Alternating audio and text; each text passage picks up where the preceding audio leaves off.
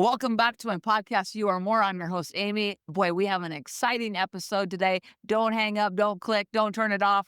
You're going to want to take every moment of this podcast and take a listen. But first of all, 2026 is just around the corner, and I have a great women's conference coming January the 17th right here in Waterloo, Iowa.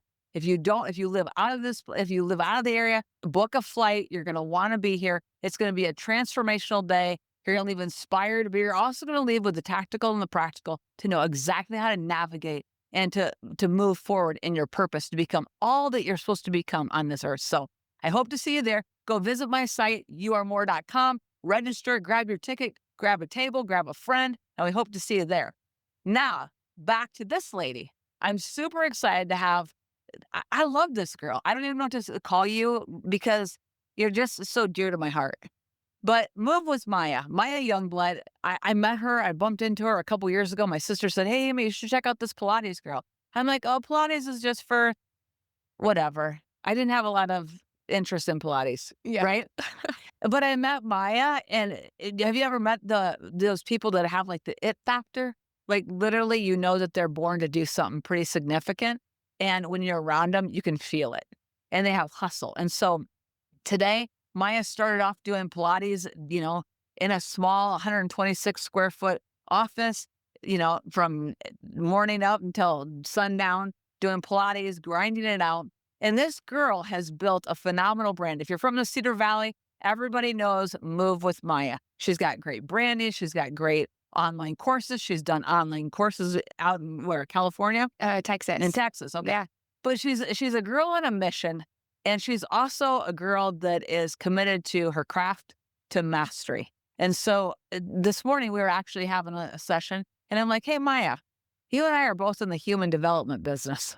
Let's talk about some things." And so here we are, and I'm going to let you talk, but I'm going to just open this up with just a thought that I'm super excited to have you here, Miah. Amy, thank you so much. You're an agent of change, and if you're going to be at the event in January, guys, you're going to get some time with Miah, and there's going to be some forward moving opportunities with her. Yeah. So you're going to have to that's all the hook I'm going to give you, but you're not going to want to miss it. So Miah, we meet you and you're in Pilates shape, Yes. but backtrack 5 or 6 years. Where were you in your health? Were you always just fit, firm, and fabulous? Yeah. So a lot of people assume just because of what I look like now and where I'm at, and with me owning a studio, that I've always been fit and fab and ready to take anything on. And quite frankly, 5 years ago, 6 years ago, that was not at all where my body was. Really? No. I woke up just feeling like sick to my stomach every day. I just didn't feel good. I was constantly feeling just inflamed and full of this like indecisiveness in my body. Like it didn't know which way it wanted to go. Okay. But I knew that eventually, like, I had to start making choices for myself if I was going to get out of that, if I was going to stop being within that weather and find like some sturdy ground to stand on again. So you're inflamed. You're living in Florida. Is that right? Yeah. So what was your first step? Like, what was that moment you're like, I've got to make a massive shift? Yeah. I think for me, I was working as a nanny full time. Okay. And I got to the point where I was almost like going to be late to work every morning because I just didn't feel good. And I knew that there was this little girl depending on me to get there. And that was a driving force. Like, okay, like I've always been someone who works, who takes control of that factor. And if I want to be able to work and I want to stay in Florida and I want to be down here, I have to make sure that I'm doing something for my health. And the first step that I did for that was honestly getting outside and going on walks. Okay. I would walk probably 5 or 6 miles a day Okay. in the rain with that little baby. I'd put the, what do you call it? The umbrella thing Yeah. over the Yeah. stroller. And I'd tell her, "Oh, this is so fun. We're going to go out in the rain." And she had a good time. And people thought I was crazy for going out there, but I just needed to move my body. I just needed to move. And that's how it started. So you started moving your body. Yeah. And then what? Take me through the process quick. Yeah. So I started moving my body. I really committed myself to like showing up for those things I said I was going to show up for. When it came down to like eating and just my daily habits, if I was going to do something that I knew was good for myself, I would actually follow through with it. And the more that I said, "Oh, I need to work out," and then I actually did it, I started to feel better about myself. And I started to realize that more things were possible in my life the more that I started choosing to say yes to things and then actually doing it. Okay, if you've missed this, she honored her commitment to herself. The greatest way to gain confidence is to honor your commitment to yourself. When you're not true to your own word, to yourself, you wobble. When you know that you do what you say you're going to do, you walk in with a boldness and an authority and a confidence that you don't get from being weeble wobbled, but they don't fall down. You know what I mean? Yeah. Like, Yeah. there is such a power in just making a decision and honoring your commitment. If you don't commit, if you don't honor it to anybody else, honor it to yourself. I promise the follow through is you'll honor it to everybody. Yeah. Right. Absolutely. But it starts with you. Sure does. The change begins with you. Yeah. You have to be willing to say, I matter enough to myself that I'm going to do what I said I'm told myself I'm going to do, or Mhm. I care so much about me in the long run. And I'm so compassionate for myself that it doesn't have to be perfect. It doesn't have to be like this, like people, I gotta have the right outfit. I gotta make sure my hair's done. No, like you just have to show up. You just have to be present in the moment with your physical body and just do it. Mhm. So you take off on this process, you're moving your body. Where does Pilates come into the mix at? Yeah. So a lot of people in my life were a Pilates instructor, and they would kind of say, "Hey, you ever want to come to a class?" And I had the same perspective of, eh, I don't really want to do that. And I'll never forget going to my first mat Pilates class. It was actually a hot Pilates class. Okay. I left halfway through Okay. and I didn't go back. I can see why. It was so hot, but I was like, "Hey, I really liked that."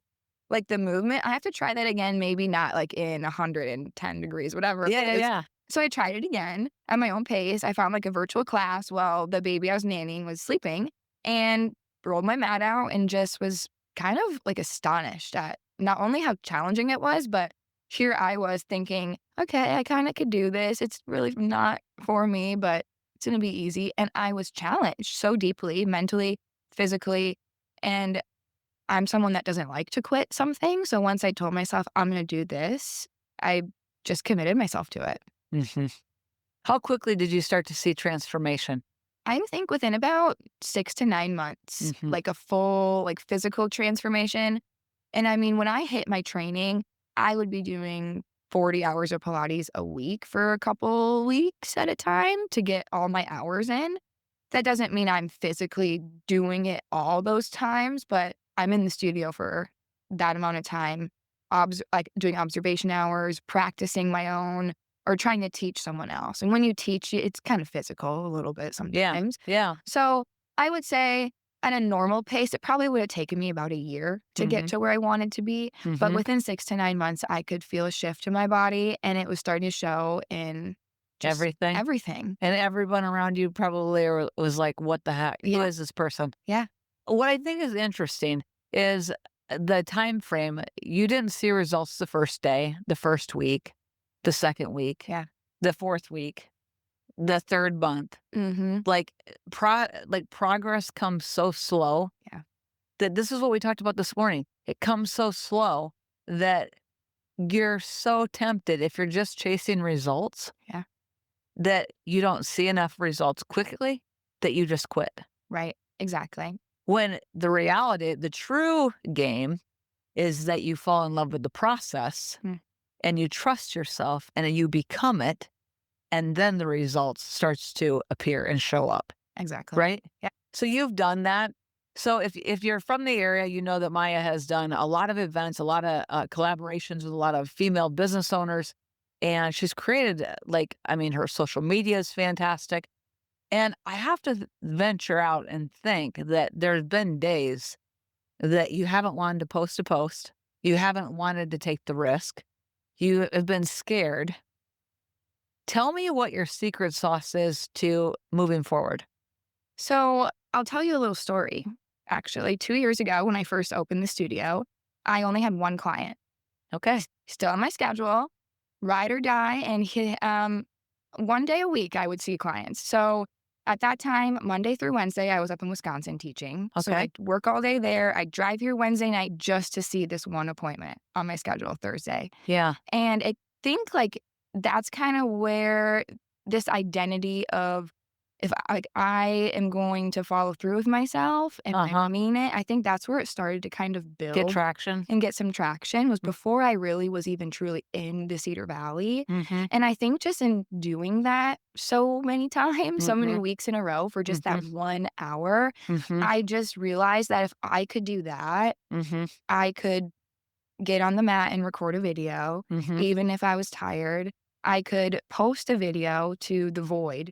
Like Mhm. 2 years ago when I had no followers, man, I was posting every single day. Like, I had hundreds of people knocking my door down, Uh-huh. and I'd get 2 likes, 3 likes on Instagram. Uh-huh. And I'm like, "Man, that video took a lot out of me to make and post, but I'm still gonna do it because it's gonna add up. It's Uh-huh. gonna just keep going." Uh-huh. And I think my secret to it is you have to first know what your identity is. If you're someone that says they're gonna do what they say they're gonna do, Mhm. or if you're someone that is like, "Ah, that's okay. I don't need to do that.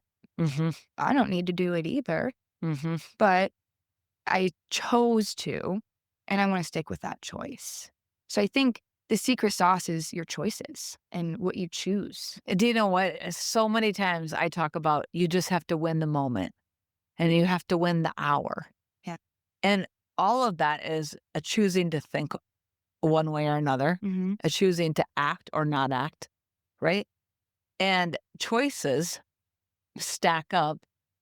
And, you know, one of my hacks, which I think that you do, but you might not call it this, is I future pace. Yeah. I'm always thinking about my future self.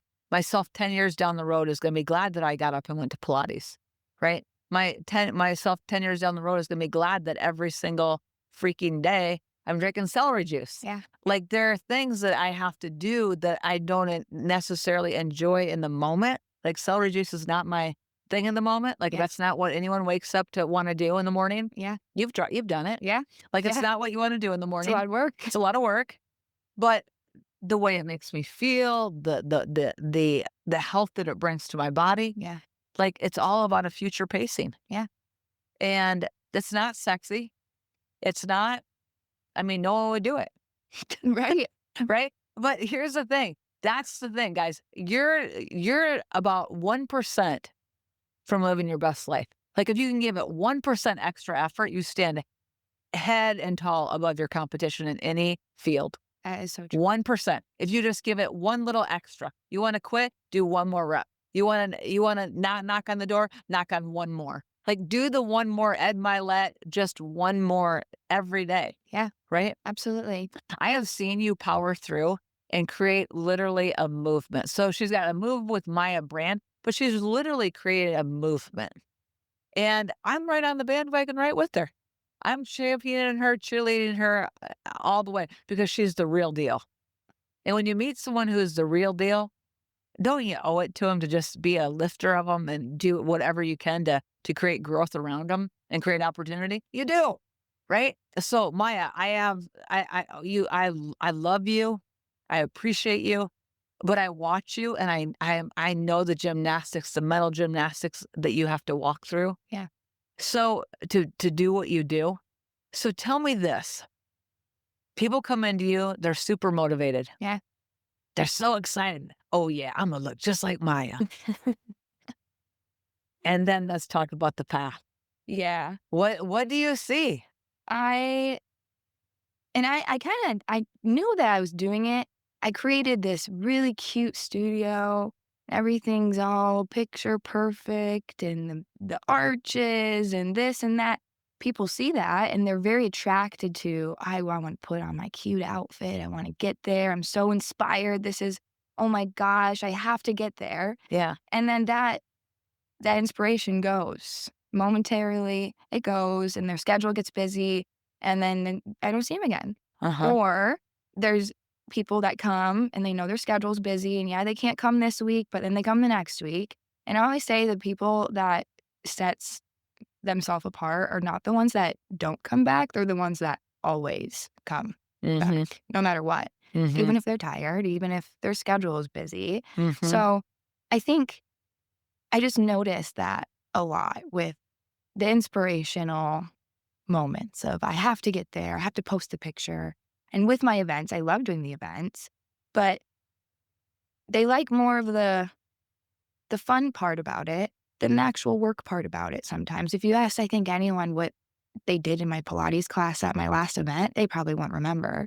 Mhm. But if you ask them, "Hey, who did you talk to inside while you were waiting for X, Y, and Z?" They would remember everything that happened. Yeah. So there's this sense of community with movement that happens, especially in my studio. There's tons of community. We're all cheering for each other. We all notice what's going on in each other's lives. Mhm. But like I said, if you want the ones I see really succeed and really reach the goals that they have set for themselves, Mhm. they're the people that continue to show up even if it's halfway. Mhm. Even if they don't feel like it, Mhm. or they're so busy, or their flight got in at midnight last night and they're Mhm. still coming to class in the morning. Mhm. Those are the moments that you're gonna push through some of those barriers. Mhm. I'll never forget this. The first time I started going to Maya, I dislocated my shoulder like 3 times, and she wanted me to put my arm up in the air, and I was like, "Oh, no. No. This has been the deal killer on so many." I don't go to classes because every time they're like, "Come on, do this." I'm like, "No, I'm out." I remember I with a bunch of people in our office were doing, what do you call that? It was some big intense workout. Um Um, Shoot. It was everyone was doing it. It was was so it hard. CrossFit? It wasn't CrossFit, but it was kinda like it was super intense, Yeah. right? And they're, like, having you do all this stuff with your arms up in the air and all this, and I'm like, I looked around, I thought, "Everyone in this room is crazy, and I'm out of here." And the trainer came over, and he's like, "Hey, get down farther. Get your arms up in the air, get down." I go, "Hey." They're doing burpees and all the things. What class is that? I can't Oh, remember, what? but they're doing burpees, and it was like the thing for a while. And I literally thought, "No, I've dislocated this shoulder 3 times. Y'all are crazy, and I'm out of here." And I walked literally out of the class. I left everybody that I came with there. I'm like, "I'm not doing this." Okay, so I get with Maya, and she's like, "Hey, what's going on with that shoulder of yours?" And I'm like, "What?" I remember that too. I'm like, "What?" I just couldn't hardly, like, no one's getting my arm up in the air, Uh-huh. right? Uh-huh. And now, I mean, so many things have been such small adjustments, Yeah, but I think I might be taller, y'all, I think so. because things have shifted. It wasn't immediate. It's been a process, right? Just keep showing up. And I can honestly say that at that time of the day, it's never what I want to do. Yeah. I'm always happy to see you, but it's never what I want to get up and do. I'm always like, oh, I just want to sit in this chair and have coffee. Yeah. You know what I mean? But I always, future pace. My future self will thank me that I didn't quit. Mhm. And there's so many studies on longevity and the impact of movement that, like, if you want to live long and strong in your 50s and 60s and 70s, it's back what you're doing 10, 20 years from Yeah. those numbers, right? Yeah.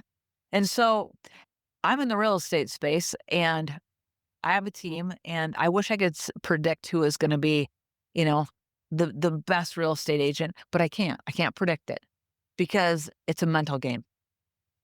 And I always ask everybody, are you mentally tough? Because this business will kick you in the head, kick you in the stomach, all in the same minute. And then the next minute, you'll be on the mountaintop. Yeah.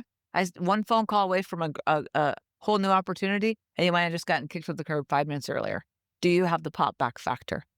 And I want to ask you, how does that manifest to you in your industry? Like your schedule gets filled up Yeah. and then it gets canceled. Yeah. So I So, think that happens if it goes in waves and flows, it feels like when some of those things do happen. But unfortunately, I do see people cancel. And sometimes it's for a great reason. And other times it's because their boss's sister's cousin's wife can't come to work. And now all of a sudden they can't come to their session. And it's like, okay, yeah. that you're kind of running out of people to use. But, you know, Yeah. to each their own. But I see that a lot. And unfortunately, the only thing that happens at first is I'm like, dang, they're not here. And it hurts my feelings. And I take it kind of personal. Yeah. But then a few seconds go by and I'm like, okay, I have the next hour to use this time for something that's going to propel me forward. Mhm. But so many people, unfortunately, don't show up. Mhm. And to me, I'm like, whoa, what do you mean you're not going to show up? You're not even going to tell me you're not coming? Mhm. And things happen, of course. You can't always text people, Yeah. but it doesn't always feel the greatest. Do you know what? Showing up is 99% of the battle. Yeah. I mean, I've been working through an issue for the last 3 months, and I've, like, halfway showed up. I walked my body in the building, Hmm. and I've halfway showed up, Yeah. right? But I just knew I have to keep showing up, Yeah. and I have to work through it, Absolutely. right? And that's where so many people, in my mind, like, you want that body like Maya's got rocking, right? Like, "Oh, yeah, I wanna look just like her." But, oh, the price of that, Yeah. Yeah. right? Yeah. Talk about the price of it. I mean, there's a price to be paid for, like, how you look. Absolutely. And I think when the price that I'm paying is that daily discipline muscle that I think is my strongest muscle in my entire body. Mhm. And like you said, you don't want to wake up early. Sometimes I don't want to wake up early. Pretty much every morning my Yeah, alarm goes off and I'm like, are you kidding me? yeah. It's already morning time. Uh-huh, But I get out of bed and I get moving. uh-huh. And, you know, when it comes to like remembering how to use that discipline, I have to remember that like the discipline's like my ground and it's always going to be sturdy and stable and there. And any of these feelings that I have are just like weather change. One day it's rainy, one day it's sunny, one day it's windy, but like the ground is always there and it's the same. And it's that habit stacking and Mhm, it's that having enough compassion, like I mentioned, for myself to say, oh, but I care so much. And I am a healthy person that takes care of myself. mhm, So I'm going to continue doing that. mhm, And then it becomes like an identity shift. And, mhm, discipline is something that's built and earned. And it's mhm, not something that just happens one day. You don't just mhm, wake up and, oh, I'm disciplined. I'm going to do what I say I'm going to do. You mhm. have to build that. You know, when I started in real estate, every Sunday night, I would do, like, 4 open houses on a Sunday, and then every Sunday night, I would go buy a box of cereal, Yeah. such a bad anything, but Fruit Loops or something, right? Like, give me some kinda treat. I would go buy a box of cereal, and I would go to my office, and every Sunday night, I would spend an hour just dialing, reaching out to everybody that came through my open house, and I can tell you, I didn't have one Sunday evening that I wanted to do that. Yeah. And my friends were all out hanging out. They were going and doing fun things and grabbing dinner and all the things. And I was always like, yeah, I'll see you in a little bit later. I'll see you later. And sometimes I never made it. Sometimes I did, but a lot of times there was that. But I always thought to myself, this will get to a point if I stay in this that I'll be able to do a lot of things that a lot of other people won't be able to do Yeah. if I stay in this. Yeah. But if I choose to just go, "Hey, I'm gonna be spontaneous. I'm gonna be locked in for a minute, and then I'm off for the next 3 weeks, and I'm doing it, and I'm spotty in it," like, I knew that that wasn't gonna produce the life that I wanted, and I don't know what locked in, but I locked into well, I actually do know what locked in. I'll tell you, it was a turnkey moment for you, and I'm sure you have one, and I wanna find out what it is. But I'll never forget this. It was my first year in the business. And I'm walking down the road, and don't judge me, but I was walking down the road with 20 grand in my pocket, okay? And it was from a bunch of sales that I'd had, and I worked my tail off. I was rookie of the year that year, and I worked so hard. I just did. Yeah. I'd love to say it was, "Oh, I just did." No, I was a great connector. Oh, it was handed to me. No, I worked every deal so hard. And I looked at that. I felt that money in my pocket. I said, "Huh, I'm 22. Huh, this feels pretty good." Yeah. Okay? I was on the corner of Colby and Rachel. That's where I lived. And I'm standing out there. I'm like, this feels pretty good in my pocket. Huh. And then I thought, now what can I do with it? And I got in my car and I drove to Best Buy and I bought 6 or 7. They had just come out, the flat screen TVs with the fat back. Yeah. They look like boat anchors now. You can't even get rid of them. And I bought 6 or 7. I went into the manager. I go, I need like 6 or 7 of these TVs. Well, TVs weren't cheap back in the day. They were that, Yeah. right? They're a couple grand a piece probably. And I bought 6 or 7 of them, and I went to a newly divorced lady, who was just living with her, her two girls, and I'm like, "Hey, I got a surprise for you. You gotta help me lift it into your house, but I got a surprise for you." And then I knocked on some people's doors I knew had just had a big setback. Yeah. And I'm like, "Hey, I got a surprise for you." And then I went to, a friend of mine that I'm like, "Huh, they're challenged right now." And I pull up and I'm like, "Hey, come help me lift something out of my car for you." And they're like, "What is this?" And we take this big old TV in there and the kids are like so pumped. And that moment locked something in for me. Like, it felt so good to put bright lights and smiles on people's faces Mhm. with generosity that it turned something on the inside of me. Like, to work just for money is empty. Yeah. To work just to do that, to not serve another human being is pointless. Yeah. Like, it's lonely. Can't sleep with money, you can't talk with money. It's not gonna love you. It's not gonna hug you. It's not gonna Mhm. cheer you on. It's not gonna comfort you. It's nice to have. Yeah. Yeah, I would rather have it than not, but it's not gonna but with it on a mission Yeah. to enhance other people, like, something locked into me that day. I went home that night. No, I probably blew through all the money, really. Like, I went and bought TVs for everybody. But I drove back to my house that night, I thought, "I just changed, like, 7 different families' life tonight." Yeah. Who shows up and does that? Right. Like, I've never had anyone show up and do that. Right. And that felt so good that I said, "Lord, I wanna live my life like that." So, I can go work hard because I wanna work hard to be able to give hard. Yeah. You know what I mean? Absolutely. I think the biggest thing for us in the studio is sharing that movement together. Mhm, And like, yes, people come to private training, mhm, but they're never just there by themselves. I'm there with them. mhm, So I truly believe that sharing those experiences together in mhm, generosity mhm, and in compassion and in love and in movement, mhm, there is such strong like future to be had in mhm, those kind of connections and those kinds of relationships. mhm. Maya, what was that pivotal moment that you go, "Oh, this is 100% I'm going for it?" Because I know that we had conversations when you were looking at growth, and it's scary. Growth is scary. And if people think that it's easy, it's, like, so not easy, and it's lonely, and it's scary. Yeah. And here's the thing, and you're gonna wanna quit, like, 1,900 times a day. Yeah. Are these all true?